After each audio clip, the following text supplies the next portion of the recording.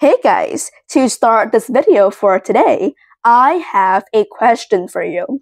So make sure to answer that question in the comment section down below. The question is, which type of English learner are you? Are you the person who translates literally everything you could into your own language? For example, when you read a text, read a report, or whenever somebody asks you something. For example, if they ask you, hey, how was your Sunday? So instead of answering straight away, oh my god, you would not believe what I did on Sunday. It was awesome. You have to translate everything, the question, into your own language. In this case, maybe my own language, my mother tongue, is Vietnamese. So I translated how was your Sunday into Vietnamese.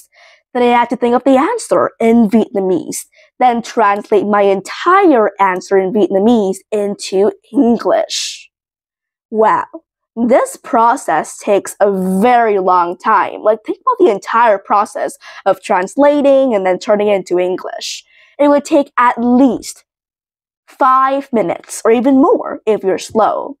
Or the second option is that are you the person who has the ability and the skill to, just answer straight away. You already have the ideas in your head and you know how to think in English.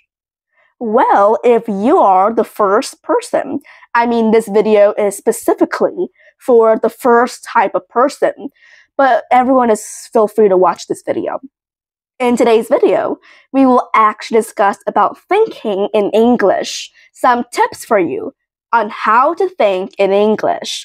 Because you know what? Thinking in English is actually a skill that literally the majority, every single English learners wish to have, even me too. Everyone starts somewhere. When I first started learning English, I was just like you guys. I translated every word, and it takes me at least 2 minutes to answer a question. Even it's like, how are you? I also have to translate it, even though it's a very easy question, right? Or what's your name? It's the easiest question, but I still have to translate it. So that's the problem for English learners, because they tend to translate literally everything they could into English. The problem here is number one, it starts with their education. Because I see the problem nowadays for teachers, English teachers at school. They tend to make the student translate the entire paragraph into Vietnamese or their own language, or they will have to translate a paragraph in their notebook for homework. That is a totally, absolutely wrong way to learn English. And if you're still translating it in your notebook right now, I need you to stop doing that, because I will show you some tips on how to think English. Okay, so let's dive right into it. Tip number one is to immerse and surround yourself in English. That may sound a little abstract, but believe me, it actually works. Because recently, I've been posting some news video of my voice reading some news. There are a lot of websites that I told you in another video, a lot of them. So you can read news from there. And that's one of the ways to immerse and surround yourself in English. Imagine when all of your surroundings are entirely by English. It's actually a very good way for you to think in English because, for example, you read news every day, you watch some movies or listen to English every day. You create an environment around you full of English. So it means that you yourself have to comprehend and think of an answer and think about ways to speak English better, right? For example, compare two kids. They're both Vietnamese, but one kid, when they were born, their parents always speak Vietnamese to them. But the other kid, when they were born, they're also Vietnamese, and their parents are Vietnamese too. but they have a different way to educate their child.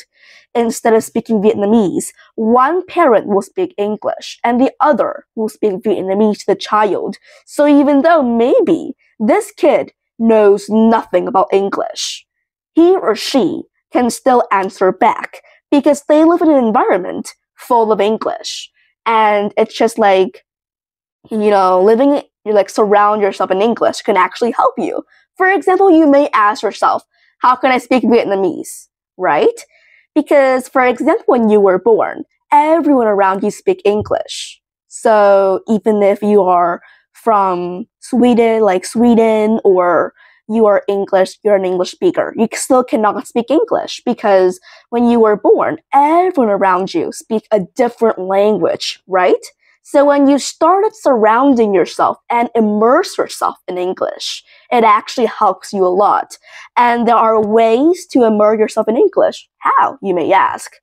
It's like so easy and literally anyone can do it. Number one is reading news every single day. It's a very important habit because I myself spend around an hour reading news every single day.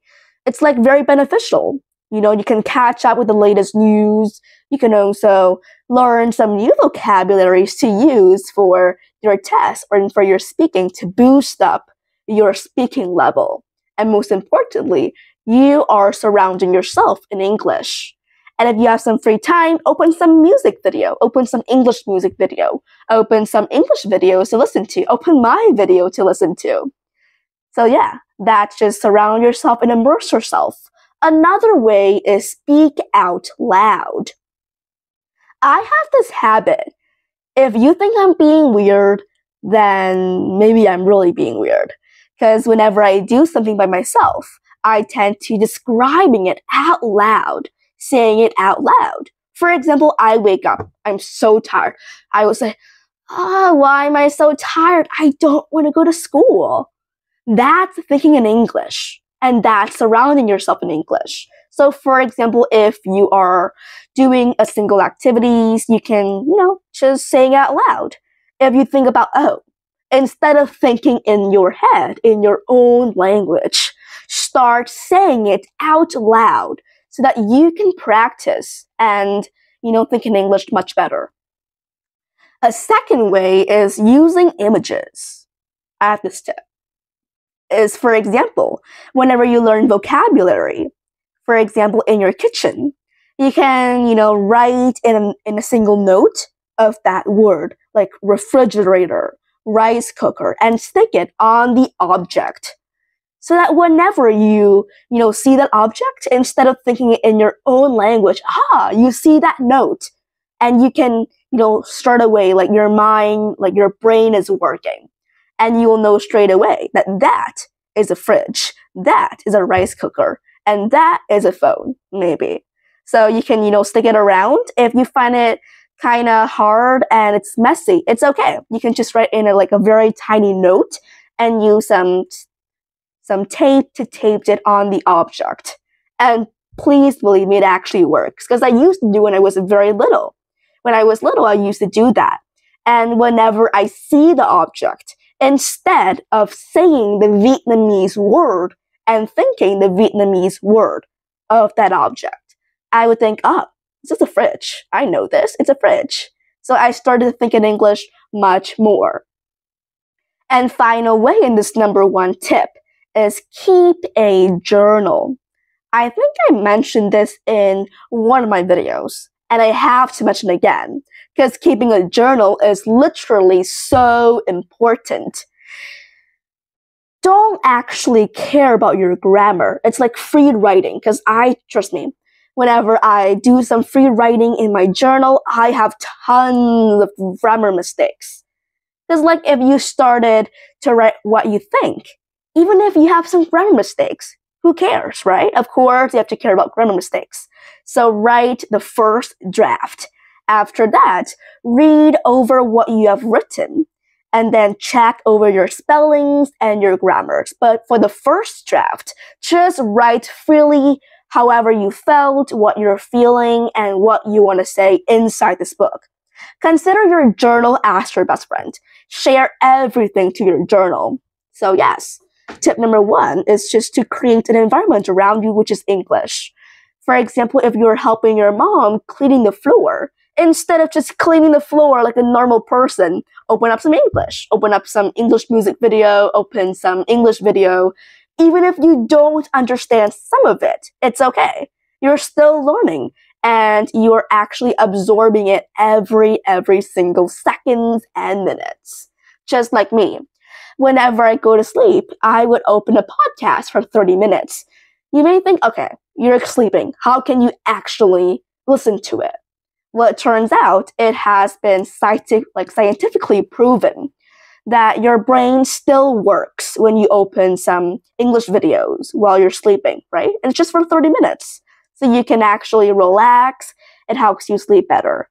But if you cannot sleep very well when there are some noises, then that tip may not be very recommended. But for me, I recommend that. Okay, let's move on to tip number 2, which is think in English during everyday activities. I think this is similar to speaking out loud. For example, when you are cooking, try to challenge yourself by describing what you're cooking. Okay, so I'm cooking this weird, slimy salad.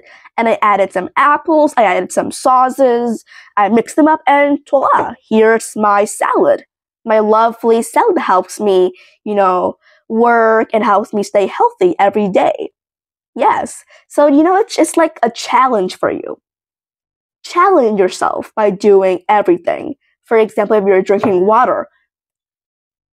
Okay, so I would say I'm drinking water and I have this beautiful little cup. I have this glass straw. I have to be careful whenever I drink it. And it's like a very cute little cup. And it helps me hydrated every single day. So yes, in every single activities that you do, try to describe it in English. And trust me, it actually works. You may find this difficult at first, but it actually helps you on the long run. You will feel that you're getting used to it. You may be using some weird words, some wrong grammar. It's okay. You will learn and you will improve your grammar on the way. But I'm showing you how you can think in English, right? When you're drinking water, when you are combing your hair, when you are standing in front of the mirror and checking yourself, how do I look? Oh, I'm looking good today. Yeah.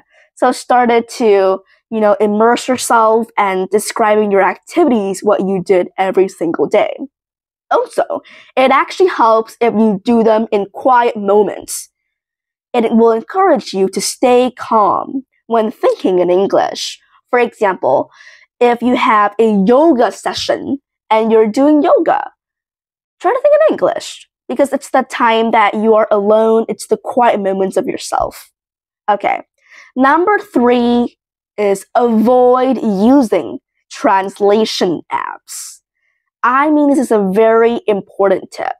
Avoid using translation apps. Of course, I mean, translation apps are very helpful. It helps you to learn English. But there's differences between translation apps and dictionary. There's a total difference between translation apps and dictionary. I recommend you using dictionary, especially dictionary that has like an English meaning to help you learn English better, right? But of course, translation app is helpful, it's useful. But using it too much can be addictive. Because whenever you stumbled across a text you don't understand, okay, I'll just translate it. I have Google Translate, who cares, right? That is a bad habit. I mean, you can understand it if you try hard enough. So instead, challenge yourself to find alternative ways to express your thoughts in English. For example, oh my gosh, I feel so happy today. How can I describe my feelings? Okay, I'll use Google Translate. Instead of that, I need you to start challenge yourself to find alternative ways to use words to express your feelings, express your feelings in English. And I have another tip for you, is that use context clues. That might be difficult, but I believe your logical mind can work anything through. So for example, you don't know the word elated. Yes, elated. Elated means happy, I'm really happy. So in a sentence, I am elated to tell you that I have passed my examination. You don't understand the word elated. But if you use context clues, you can understand what the word elated means. So I am elated to tell you that I have passed my examination. So think about it. Pass my examination. It's a good thing, right? And this person is actually telling this person that she has passed her examination. So she must be happy. How can she be sad or angry about it? So you will know that elated means happy. By using context clues, you can understand the overall message better instead of translating it. Of course, you can use dictionary, but I recommend you to use English dictionary. English meanings to help you focus and also think in English whenever you read an English meaning. For example, the word elated, the meaning might be happy, describe a happy feeling. So yes, instead of reading the Vietnamese meaning, try to read the English meaning, and you can think in English much better. And final tip, which is also pretty important, tip number 4, is to be patient and persistent. Patient and persistent are very important. Without patience, without persistent, you can never achieve anything, even the simplest task of tying up your hair. Because if you don't learn how to tie up your hair, how can you know? So you have to be patient and persistent in doing every single task. Thinking in English, those tips might be hard to do at first, like describing your actions or writing a journal. It might be really hard. But if you are patient, and if you actually set your mind into what you're doing, you can achieve anything. So I guess this is the end of this video. I hope you enjoy it. And I hope you find this video useful. I personally found this very useful because I have used all of those tips throughout my entire English journey. So bye. See you next time.